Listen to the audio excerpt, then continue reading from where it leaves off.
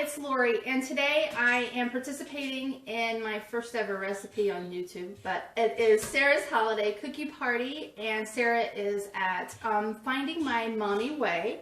I'll put a link to her channel below, and also there's other YouTubers involved in this collab, and everybody's channels will be linked below in the description box, including the recipe, handwritten instructions for these cookies.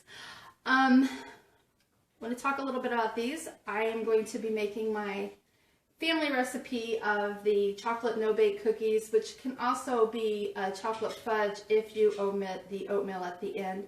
But these cookies, when you make them, you yield about 36, I would say, and if you make them a little bigger, maybe around 24. They are gluten-free. There is no flour. There's no baking involved. This is all done on top of a stove. So let's kick right into it. Hi, and welcome to Sarah from Mommy My Way's collab for Christmas cookies for a virtual Christmas cookie exchange this year. We were asked to make a cookie recipe and actually show you making the cookies to share with the large collab. I'll have everybody listed below that is part of the collab, and Sarah's channel as well, who put this together. Today we're going to make no-bake oatmeal chocolate cookies. And I have my two helpers with me today. I have Colin. Hi. And Madeline. Hi.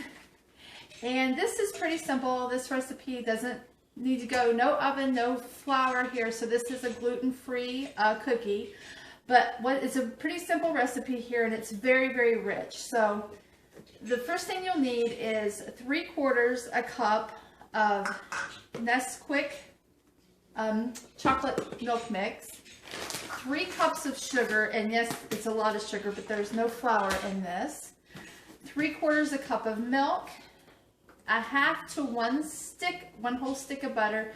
Depends on how rich you like your recipe, and these were everything we used to measure those out. I already have those all right here in the pan, so we'll start by using these ingredients, and then later on we will add peanut butter and the quick cooking oats. And then you also will need wax paper, a large stock pan, and a wooden spoon, and a glass of cold water, and a small, something you can stick your hand in, clear glass, so you can do a soft boil test. And I will show you how to do that as soon as we get going.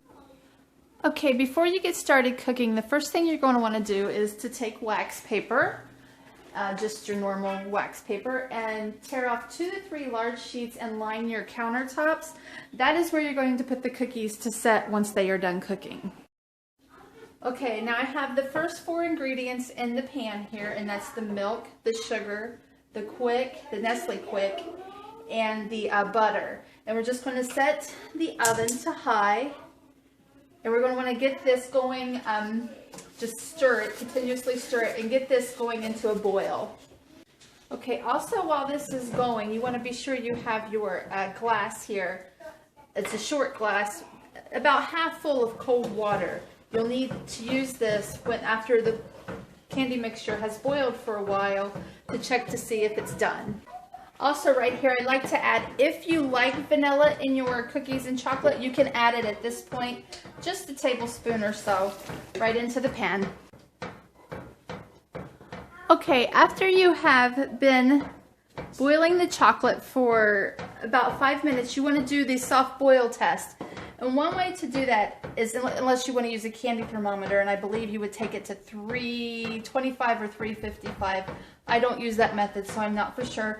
But the test method is, you take just a little bit of your chocolate from the pan, and you drop it into the cold water, and then if you can roll it in a bowl, I hope you can see this, if you're able to roll it into a soft ball into the water, that means your candy is now complete. So this was able to roll into a soft ball, so you shut this off and immediately take it off the heat. Okay, and keep on stirring this batter after you take it off the heat. Now you're going to want to add the peanut butter. And one of the things I've learned over the years is to always use Jif. For some reason, this always turns out better with Jif. And I eyeball it, but generally you want to put about a half a cup in. but I'm kind of to the point now where I've done this and I just eyeball it. And now you're going to just stir in the peanut butter until it's dissolved inside of the chocolate. So what? Okay, once the peanut butter is dissolved, it's time to add the oatmeal. And I always like to add about a cup or, actually I just do it until I feel it's got enough oatmeal in it. It's probably around 1.5 to 2 cups. You just keep stirring it in and you're looking for a consistency of like your morning oatmeal you would eat. I would say probably around 2 cups. So just keep stirring that in until it's well mixed. Okay, next you're going to take a stainless steel spoon and start spooning out the batter onto the wax paper to make the cookies. You can put as little as much as you want, but you do have to work quickly because the chocolate will start to harden rather fast. Okay, and once you have the cookies on the wax paper, you're going to let them set for 5 to 10 minutes and then they will get to consistency that you can pick them up and you can just peel them right off the wax.